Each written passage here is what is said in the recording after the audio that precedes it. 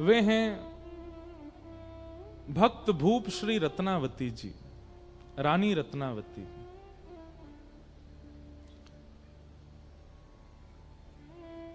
भक्त भूप, भूप मतलब राजा, और भूप शब्द किसके लिए प्रयोग होता है ये हमने आज भी बताया, कल भी बताया। जो ठाकुर जी से ज्यादा ठाकुर जी के भक्तन के भक्त हैं। दासानुदासो भवतास्म भूयः, ऐसी भक्त भूप श्री रत्नावती जी।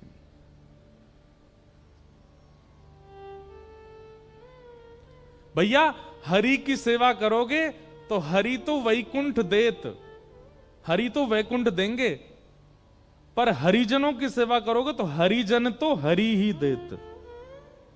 समझ में आई बात? लिख लीजिएगा कहीं पर, हरि की सेवा तो वैकुंठ देत, पर हरिजनन की सेवा तो हरि को ही देत। ठाकुर जी तो प्रसन्न है कि ज्यादा से ज्यादा कहा करेंगे वैकुंठ दे देंगे, लेकिन यदि हरिजन प्रसन्न हो गए, हरि के भक्त प्रसन्न हो गए, तो वो तो हरि को ही दे देंगे आपको। और ऐसी भक्तिमती श्री रत्नावती जी, नाभाजी उनको भक्तमाल में भक्त भूप कहते हैं। पृथ्वीराज नृप कुल वधु भक्त भूप रत्नावती, कथा कीर्तन प्रीत भीर भगतन की भावे, महामहोत्सव मुदित नित्य नंद लाल लड़ावे, मुकुंद चरण चितवन भक्ति महिमा ध्वजा धरे, पति पर लोभ न कियो टेक अपनी नाही टरे, भलपन सब विशेष ही आमेर सदा सुन खाजती, पृथ्वीराज नृप कुल बधू भक्त भूप रत्नावती। राजस्थान के आमेर घराने में जन्म हुआ भक्तिमती भक्त भूप श्री रत्नावती जी का। और यहां श्री नाभाजी ने, अब देखो जिनको नाभाजी के बारे में जानना है, जिनको भक्तमाल जी के बारे में जानना है, वो YouTube पर हमारी भक्तमाल सुन लेना। वहां हमने पहले दूसरे दिन पूरी भक्तमाल जी की व्याख्या बताई है। नाभाजी कौन है, भक्तमाल क्या है, जयपुर में हुई थी पिछले साल का था, वहां पूरा विस्तार, उसका विस्तार करा तो फिर 2 दिन निकलेंगे। श्री नाभाजी ने उन भक्तों के चरित्र गाए हैं भक्तमाल में, जिन जिन भक्तों के चरित्र उनके नेत्रों के आगे आते रहे, नेत्र बंद करके बैठ गए थे। जो भक्त सामने से आता दिखता उसका चरित्र लिख देते नाभाजी। ऐसा वर्णन आता है कि नाभाजी ने सबके चरित्र लिखे, लेकिन ब्रज भक्तों के चरित्र उनके चिंतन में नहीं आए। तब उन्होंने अपने गुरुदेव श्री अग्रदास जी से कहा, हे गुरुदेव, सबरे भक्त मेरे चित्त में आ रहे हैं, पर ये ब्रज के भक्त मेरे चित्त में क्यों नहीं आ रहे? तब उनके गुरुजी ने कहा कि देखो, तुमने भक्तमाल लिखने के प्रारंभ में भगवान के 10 अवतारों की वंदना की थी। मत्स्य, कूर्म, बराह आदि आदि भगवान के 10 अवतारों का तुमने वर्णन किया। बहुत ध्यान से सुनिएगा। अग्रदास जी बोले, तुमने भक्तमाल के प्रारंभ में भगवान के 10 अवतार का वर्णन किया, तो उन 10 अवतारों की जिन जिन भक्तों ने आराधना की वो तुम्हारे चिंतन में आ रहे हैं। और ये ब्रजवारे जो हैं, कहीं 10 अवतार को पूजा ही ना है, या हमारे तुम्हारे चित्त में नहीं आ रहे। ब्रज वाले तो तब आएंगे जब किशोरी जी को वंदन करोगे। तब श्री नाभाजी ने किशोरी जी का यश गाया। और नाभाजी ने नहीं गाया, अग्रदास जी ने पद गाया। मुझे पद याद नहीं तो सुनाता मैं। किशोरी जी के चरणों की वंदना जब अग्रदास जी ने की, तब नाभाजी के चित्त में सबसे पहले दिखाई दिए श्री हितरवंश महाप्रभु। और महाप्रभु जी का चरित्र लिखने के बाद तब दूसरे नंबर पर दिखाई दिए श्री स्वामी हरदास जी महाराज, और तीसरे में उनको दर्शन हुआ श्री हरिराम व्यास। किशोरी जी की वंदना के बाद फिर ब्रज के भक्त उनके चित्त में आने लगे और फिर उनकी रचना, उनके लीलाएं भी वो लिखने लगे। भक्तमाल सामान्य ग्रंथ नहीं है। भक्तमाल में वर्णित कई भक्तों के चरित्र ऐसे ऐसे अद्भुत हैं जिनको पढ़ सुनकर के व्यक्ति का मन कितना भी मलिन क्यों ना हो, पवित्र हो जाएगा। आप हमारे ब्रज वृंदावन में एक चीज देखोगे, जो वहां के साधु महात्मा घूमते रहते हैं ना, उनके गले में देखो कंठी माला, और यहां पे इतने बड़े बड़े ऐसे कंठा से होते हैं, उन पे राधा लिखा होगा या फिर जय श्री कृष्ण लिखा होगा, जय श्री राम लिखा होगा। अगर वो मोटे और चौड़े हैं तो उनके भीतर भक्तमाल जी हैं, वो भक्तमाल पहन के रहते हैं 24 घंटा अपने कंठ में, क्योंकि ऐसी भावना है कि यदि किसी व्यक्ति के प्राण निकल रहे हों और अंतिम श्वास लेते समय भक्तमाल जी यदि छाती पर रखी होंगी, तो भक्तमाल में जितने भक्त हैं वो सब प्रकट होकर के उसको ठाकुर जी के नुकुंज में लेकर के जाएंगे। ऐसी भक्तमाल जी की भावना। तो उन्हीं भक्तमाल जी में श्री नाभा जी ने रत्नावती जी का चरित्र, और रत्नावती जी के चरित्र में भक्त भूप रत्नावती। मैंने जितने भक्तों के चरित्र लिखे हैं, उन भक्तों की अगर मैं राजा कह दूं, मैं अगर उन भक्तों की अधिष्ठात्री कह दूं, तो कोई कमी नहीं। रत्नावती जी कौन है? रत्नावती महाराज पृथ्वीराज जी की कुल वधू, आमेर के राजा पृथ्वीराज, उनकी बहू हैं, उनकी कुल वधू हैं। पृथ्वीराज जी भी पहले बहुत वामपंथी थे, बाद में ये भी वैष्णव हो गए। आप लोग वैष्णव का अर्थ क्या लगाते हो? वैष्णव का अर्थ क्या होता है? जो तिलक धारण करे, कंठी माला पहने, तुलसी आराधना करे, एकादशी व्रत करे, नाम जप करे, वो वैष्णव है। ये तो एक परिभाषा है ही। वैष्णव की दूसरी परिभाषा क्या है? सुनिए, जो पुण्य की कामना ना करे, जो देवताओं का यजन अपनी किसी स्वार्थ के लिए ना करे, जो हरि विमुख वस्तुओं को विष के भांति त्याग दे। समझ रहे हैं बात को? जो हरि से विमुख हैं उनको विष के भांति त्याग दे। वैष्णव कभी पुण्य नहीं करता, वैष्णव आराधना करता, भक्ति करता, सेवा करता, पूजा भी नहीं करता, वो वैष्णव है। तो महाराज पृथ्वीराज जो थे ये पहले नास्तिक थे, और नास्तिक नहीं थे, एक गुरुजी थे इनके, लेकिन वो गुरुजी तांत्रिक थे। तंत्र विद्या पर इनकी ज्यादा रुचि थी, और इनके गुरुजी का नाम था तारानाथ। बहुत ध्यान से सुनना। परंतु इनकी जो पत्नी थी वो वैष्णव थी। प्राचीन काल में राजाओं को एक ही चीज दिखती थी, कैसे भी हमारा जो राज शासन है वो बना रहे, उस पर कोई आक्रमण ना करे, और इस राज शासन की रक्षा के लिए जो दायित्व उठाएगा वो हमारे गुरुजी। सब लोग इधर देखो, बहुत सावधानी से सुनो। मतलब गुरु भी स्वार्थ से ही बनाते थे। तो पृथ्वीराज राजा ने तारानाथ जी को अपना गुरु बनाया, लेकिन उनकी पत्नी वो वैष्णव थी। उनके गुरुजी थे कृष्णदास पेहारी जी। ठीक है, पति पत्नी के गुरु अलग होना, ये इसमें कोई दोष नहीं है। अगर पत्नी हरिदासी है और पतिदेव रामानंदी हैं, या पतिदेव गौड़िया वैष्णव हैं और पत्नी जो है वो हरिवंशी है, कोई दिक्कत नहीं है। दोनों वैष्णव हैं तो अच्छा है।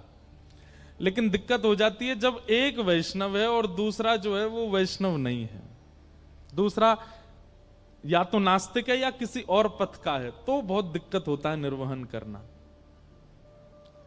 इसलिए हम निवेदन करते हैं कि भाई अभी जितने युवा हैं, अगर तुम वैष्णव हो तो भाई घर वालों से ये कह दो, पैसा वाला हो, सुंदर हो, धनवान हो, पढ़ा लिखा हो, ये सब बाद की बात, वैष्णव हो।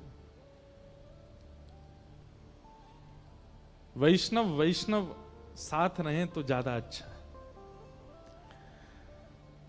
तो पत्नी तो थी वैष्णव, लेकिन श्री पृथ्वीराज जी महाराज जो थे वो तांत्रिक गुरु जी के चेला थे। कभी बलि चढ़वाते थे उनसे, कभी आधी रात बुलवा करके भिन्न भिन्न प्रकार के हवन करवाते थे, कभी कुछ करवाते कभी कुछ करवाते। और पृथ्वीराज का तांत्रिक विद्या से राज शासन बचा भी हुआ था, उसको और विश्वास हो गया अपने गुरुजी में। अपने गुरुजी से रोज कहते थे, गुरुजी आप मेरे घर कभी प्रसाद पाने आओ, तो तारानाथ कहते तुम्हारी पत्नी जो है ना वो वैष्णव है, और वैष्णवों का हाथ का खाने से हमारी जो विद्या है वो नष्ट हो जाती है, इसलिए तुम्हारे घर का भोजन मैं नहीं करूंगा। पहले अपनी पत्नी से कहो मुझसे दीक्षा लेवे, मेरी चेली बने, तब मैं आऊंगा घर पे। अब तो घर में पहले कोई विवाद नहीं था, लेकिन अब विवाद होने लगा। क्यों? पृथ्वीराज जी आते और अपनी पत्नी से रोज लड़ते, तुम्हारी वजह से गुरु जी घर नहीं आ रहे हैं, तुम वैष्णव हो, तुम ठाकुर जी की सेवा करती हो, तुम्हारे गुरु जी कृष्णदास पेहारी जी इसलिए गुरु जी नहीं आते, तुम्हारी वजह से हमारा घर जो है गुरु जी के चरणों से नहीं अंकित हो पाया। अब पत्नी कहे मुझे आपके गुरु जी से कोई दिक्कत नहीं, आप किन्हीं को भी भजो, लेकिन अब मैं एक बार दीक्षा ग्रहण कर चुकी, मैं वैष्णव परंपरा में आ चुकी, मैं कैसे त्याग दूं?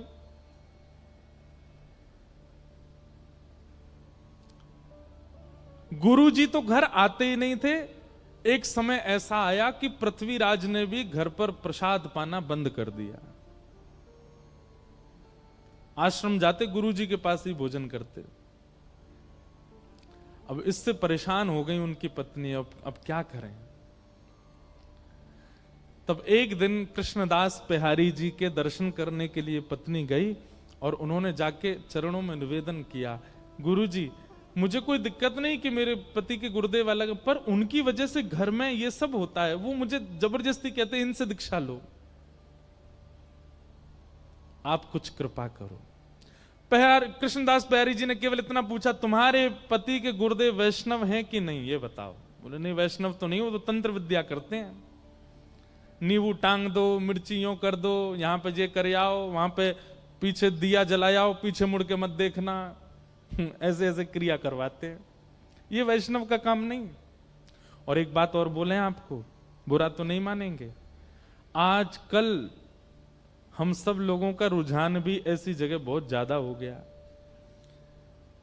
कई लोग आते महाराज जी हम बहुत दुखी हैं, हमारे जीवन में बहुत कष्ट है, तो हम उनसे अगर सीधे कहते नाम जप किया करो, ये महाराज जी कुछ नहीं जानते, यूं कह रहे नाम जप करो, लेकिन उनको एक बात कह दो, सुनो आगामी सोमवार से रात के 12 बजे स्नान करना। अच्छा, फिर कोरे वस्त्र पहनना जो पहले नहीं पहने हों, ठीक है, और बाल गीले ही रहने देना, सुखाना मत, कोई है नहीं ऐसे ही है, बाल गीले रहना। अच्छा अच्छा ठीक है, गीले रहेंगे, शैम्पू लगाएं कि नहीं, लगा लेना। और फिर एक शुद्ध आसन लेना, उस पर बैठ जाना।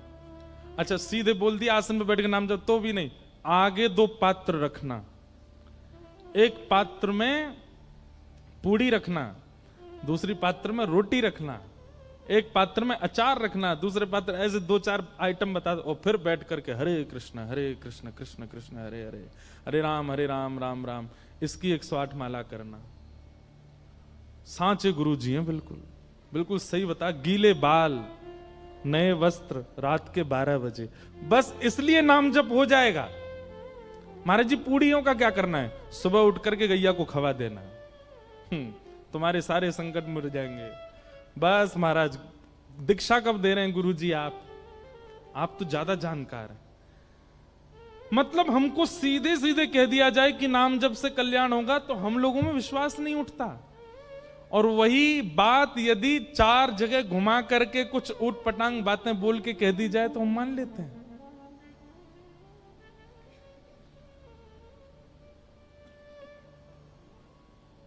एक बार शिवरात्रि पर मैं कहीं गया दर्शन करने महादेव के, तो शंकर भगवान पे काली मिर्च चढ़ी हुई थी खूब सारी। मैंने कि ये क्या है? बोले कि वो कुछ चढ़ा के ऐसे ऐसे होता है ये करने। मैंने जय हो, आज शंकर जी बेचारे पजर गए होंगे। क्यों? वैष्णव इन सब में इतने उसके लिए नाम सबसे बड़ा है, उसके लिए सेवा सबसे बड़ी, उसके लिए कथा सबसे बड़ी। अपना कर्म करता रहेगा। गिरना उठना ये तो स्वाभाविक है, संसार में सबके साथ होगा। किसी एक क्रिया से आप कभी ना गिरो ऐसा नहीं हो सकता। आज नहीं तो कल, कल नहीं। एक बात कह दें, तंत्र विद्या से हां जो कल होना है वो परसों पे टल जाएगा, लेकिन होगा जरूर, बच नहीं पाओगे उससे। इसलिए भैया जो आ रहा है आज ही भोग लो, काय को उसको टालो इतना दूर। तो कृष्णदास बिहारी जी बोले तुम्हारे पतिदेव के गुरुजी वैष्णव नहीं है? बोले वैष्णव तो नहीं है, वो तो ये सब क्रियाकलाप करवाते हैं। बोले रुको हम देखते हैं उनको जाके। और यहां बिहारी जी अपना कमंडल लेकर के और पहुंच गए। आमेर से थोड़ी दूरी पर ही तारानाथ की आश्रम था। वो आश्रम के द्वार के बिल्कुल बाहर जाकर के कृष्णदास बिहारी जी बैठ गए, अपना चिमटा गाड़ दिया, धूना लगा करके वो बैठ के वहीं अपना भजन करने लगे। भीतर जाकर के किसी ने हल्ला किया, बोले बाहर द्वार पर एक महात्मा बैठ गया आकर के हवन आदि कर रहा है। तो एक तारानाथ जी ने ऊपर से देखा, तो देख करके बोले इसको हटाने का प्रयास करो, इसको यहां से हटाओ, कहीं ऐसा तो नहीं है अपने भक्ति प्रभाव से हमारी तंत्र विद्याओं को नष्ट कर रहा हो। सब लोगों ने जाकर के प्रयास किया, लेकिन कृष्णदास बिहारी जी को कोई हटा नहीं पाया। तब तारानाथ ने सोचा इनको तो मैं हटाऊंगा। तो उसने क्या किया, अपनी तंत्र विद्या से शेर का रूप धारण किया। और शेर का रूप धारण, उसको लगा ये डर के मारे भाग जाएंगे। शेर बन करके जैसे ही आया कृष्णदास बिहारी जी के पास, दहाड़ने लगा सामने खड़ा होकर के। कृष्णदास बिहारी जी बोले हो तो तुम गधे और बन के शेर आए हो। कमंडल से जल हाथ में लिया और भजन के प्रताप से उस पर डाल दिया। बोले जो तुम्हारा स्वभाव है तुम वैसे बन जाओ। और वो शेर से गधा ही बन गए। और गधा बन करके महाराज भागे भागे भागे दूर जाकर के कहीं गधा के झुंडन में खड़े हो गए। पृथ्वीराज राजा का नित्य का नियम था कि वो रोज अपने गुरुजी को प्रणाम करने जाते थे। आज जैसे ही गाजे बाजे दल बल के साथ में गुरुदेव को प्रणाम करने के लिए आए,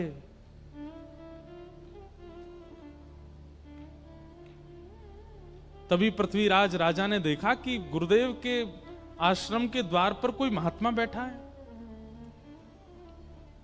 और मंदिर के जितने और संत थे वे सबरे हाथ जोड़ करके रो रहे हैं सामने बैठ के। पृथ्वीराज अपने घोड़े से उतरे, बोले कि क्या हुआ और ये महात्मा कौन है, गुरुजी कहां हैं? बोले हमारे गुरुजी शेर बन के आए थे इनको डराने के लिए, पर इन्होंने कुछ कर दिया, गुरुजी मिल नहीं रहे, पता नहीं कहां चले गए। पृथ्वीराज रोने लगा। गुरु के प्रति बड़ी निष्ठा थी उनकी। बोले भगवान मेरे गुरुदेव कहां है? बंधु एक बात और कहें, गुरु की परख भी कथा से होती है। हम दीक्षा नहीं देते अभी, और बहुत सारे बच्चे चाहते हैं कि दें। हम कहते पहले कथा सुनो, और कथा सुनते सुनते सुनते सुनते एक दिन ऐसा होगा, या तो स्वप्न में, या तो अनुभव में, या तो दृष्टि में। अभी क्या होता है कि कथा से आपके ऊपर प्रभाव ऐसा पड़ता है, आपको लगता है यही गुरुजी बढ़िया है, इन्हीं कोई गुरु बनाओ जो कथा सुना रहे। नहीं, ये गुरु शिष्य का संबंध प्रभाव देख करके नहीं करना है। गुरुजी अपने आप आपके चित्त में प्रकट होंगे, अपने आप आपको ऐसा कुछ होगा जिनकी दृष्टि, जिनका स्वभाव, जिनकी चाल चलन, जिनका रूप, जिनकी वाणी आपको स्थिर कर दे, और कोई भावना चित्त में प्रकट ना हो, समझ जाओ वही आपके गुरु हैं। उन्हीं के प्रति गुरु भाव रखो, गुरु निष्ठता रखो।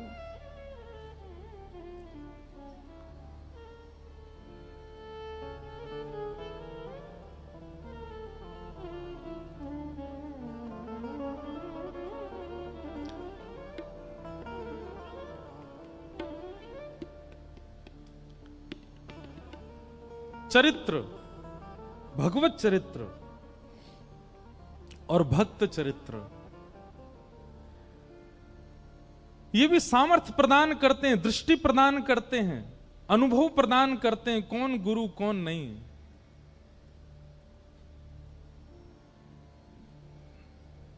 बहुत सावधानी से सुनो।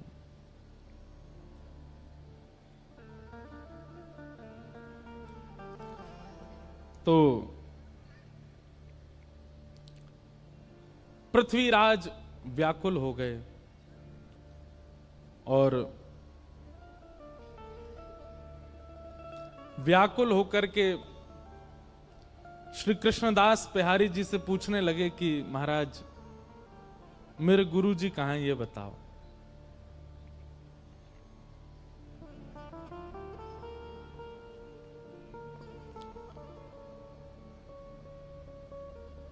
मैं निवेदन कर रहा था कि गुरु बोध भी सत्संग कराता है।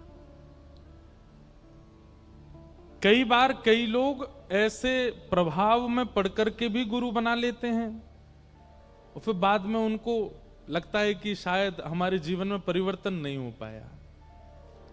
गुरु वही जो हरि सो मिलावे, गुरु वही जो भक्ति मार्ग दिखावे, गुरु वही जो वृंदा विपिन बसा दे, जो वृंदावन बसा दे, सब छुड़वा दे, तो वृंदावन ही प्रिय लगने लग जाए, वही गुरु है। गुरु वो नहीं जो अपनी आराधना प्रधान रखे। कई लोगों के वचन ऐसे होते हैं कि उनके वचनामृत सुन के वो प्रिय लगने लगते हैं, पर वचनामृत वो श्रेष्ठ जिनके वचनामृत से श्री कृष्ण प्रिय लगने लगे, जिनके वचनामृत से श्री जी प्रिय लगने लगे, वो वचन श्रेष्ठ। तो पृथ्वीराज गलत गुरु बना चुके हैं अपने जीवन में। आज पेहारी जी के सामने जाकर के बोले महाराज मेरे गुरु जी कहां हैं, मैं आपसे कुछ नहीं चाहता, अपने पूरे आमेर के किले को आपके चरणों में न्योछावर कर दूंगा, बस मेरे गुरुदेव का पता बता दीजिए वो कहां हैं।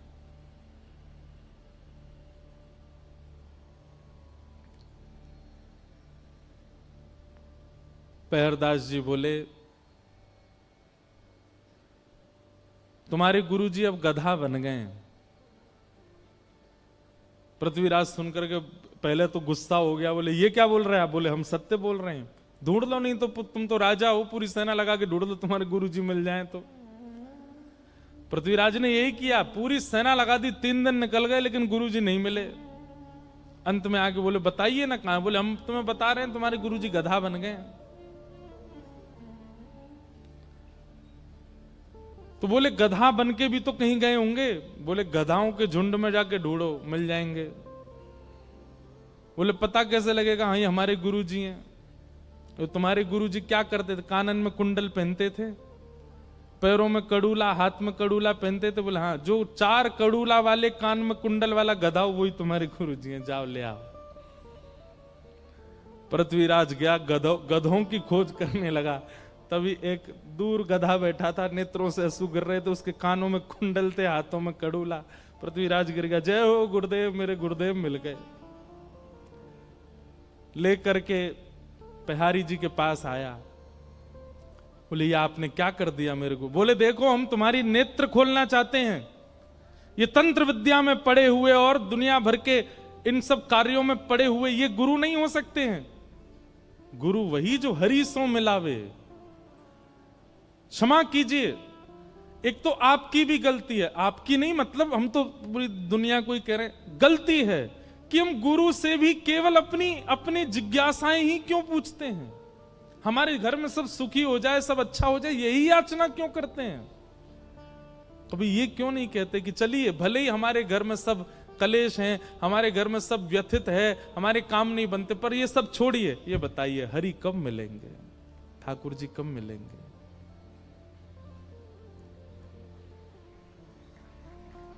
ये पूछिए।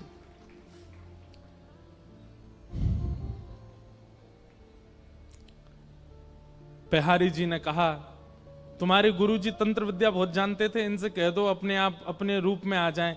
तो गधे को पकड़ के अब पृथ्वीराज कह रहे, गुरुजी आप आ जाइए अपने रूप में, दिखा दीजिए इनको। गुरुजी सिर हिलाने लगे, बोले मैं नहीं आ पा रहा हूं। तो बिहारी जी के चरणों में कहा कि मेरे गुरुदेव को पुनः आप मानव बना दीजिए, मैं वचन देता हूं मैं आपका शिष्य हो जाऊंगा, मैं वैष्णव हो जाऊंगा, पूर्ण वैष्णव हो जाऊंगा। तब बिहारी जी ने कमंडल से जल लेकर के छिड़का और तारानाथ अपने पूर्व रूप में व्यवस्थित हो गए। पृथ्वीराज जी तो क्या दीक्षा लेंगे, तारानाथ ने पहले दीक्षा ली कृष्णदास बिहारी जी से, और अपने जीवन के सारे जो उनके तंत्र आदि थे सब छोड़ दिए और जीवन भर फिर वैष्णव भाव से हरे कृष्ण कृष्ण नाम महामंत्र में ही रहे। और यह देख करके पृथ्वीराज राजा ने भी उनसे दीक्षा ली। अब घर में मानो जैसे ठाकुर जी किलोल करने लगे, क्योंकि पत्नी भी वैष्णव है और पृथ्वीराज भी वैष्णव हैं और श्री कृष्णदास बिहारी जी उनके गुरु हैं। पृथ्वीराज नृप कुल वधू भक्त भूप रत्नावती। ऐसे पृथ्वीराज जी की कुल वधू हुई कौन? भक्तमती, भक्त भूप रत्नावती, भक्तों की राजा श्री रत्नावती जी। रत्नावती जी का स्वभाव कैसा है? कथा कीर्तन प्रीत भीर भगतन की भावे। दो प्रकार की भक्ति पद्धति होती हैं, एक तो होती है साधक पद्धति और एक होती है भक्त पद्धति। साधक पद्धति में आप जितना हो सके आपको एकांत में रहना पड़ेगा, ना लोगों से मिलिए, ना किसी के प्रसंग में जाइए, ना किसी को अपने पास बुलाइए, जितना हो सके एकांत में रह करके भक्ति मार्ग को चुनिए। ये साधक पद्धति है, एकांत वासा। और दूसरी पद्धति होती है भक्ति पद्धति, जो हम लोग कर रहे हैं। भक्ति पद्धति में अकेले नहीं रहना है। इसमें क्या करना है? तो अकेले नहीं रहना, तो कैसी भीड़ में रहना है? बोले हरि नाम गाने वाले, हरि स्मरण करने वाले, हरि तिलक लगाने वाले, हरि जी को भजने वाले, ऐसे चारों ओर इर्द गिर्द वैष्णव बैठे हो, बीच में हम रहें, ऐसों के बीच रहना। कथा कीर्तन प्रीत भीर भगतन की भावे। कथा कीर्तन में रुचि होना और भक्तों की भीड़ देख करके हृदय में अति आनंद होना। इतने सारे वैष्णवों को देख करके मन प्रफुल्लित हो जाए। किसी अन्य के माथे पर वैष्णव तिलक देख करके, कंठ में वैष्णवी माला देख करके आपके चित्त को अत्यंत आनंद होता हो। हम ये बात भैया बहुत कहते हैं कथा में कि जैसे ही कपाट खुलते ही राधा रमन जी को देखते ही आपकी भुजाएं खड़ी हो जाती हैं, रोंगटे खड़े हो जाते हैं, मुख से नाम स्मरण प्रारंभ होता है, बोल राधा रमन लाल की। ऐसे ही राह चलते भाई कोई भक्त को देख करके रेलवे स्टेशन, बस स्टैंड पर या एयरपोर्ट पर कोई वैष्णव देखा और कोई लज्जा ना करी, तुरंत बोले महाराज श्री राधा वल्लभ लाल की। उसके तिलक स्वरूप को देख करके आप इतने प्रसन्न हो गए। समझो अब आप ठाकुर जी के मिलन के बहुत समीप आ चुके हो, क्योंकि जो सुख आपको ठाकुर को देखने में प्राप्त होता है वही सुख आपको वैष्णव भेषधारी को देखने में प्राप्त होता है। जैसे दिल्ली से अमृतसर आने में माइलस्टोन आते हैं, Amritsar 150 kilometre, Amritsar 50 kilometre, Amritsar 10 kilometre. जैसे जैसे किलोमीटरों के साइन बोर्ड आते हैं राहत मिलती है। ठीक वैसे ही भक्ति पथ पर यह एक साइन बोर्ड है कि एक अन्य वैष्णव को देख करके आपके चित्त को बहुत शीतलता मिलती है, बहुत आनंद मिलता है। हमारे अष्ट सखा गाते हैं, गिरधर जब अपनों कर जाने, गिरधर जब अपनों कर जाने। ठाकुर जी ने आपको अपना लिया है, ये कब जानो?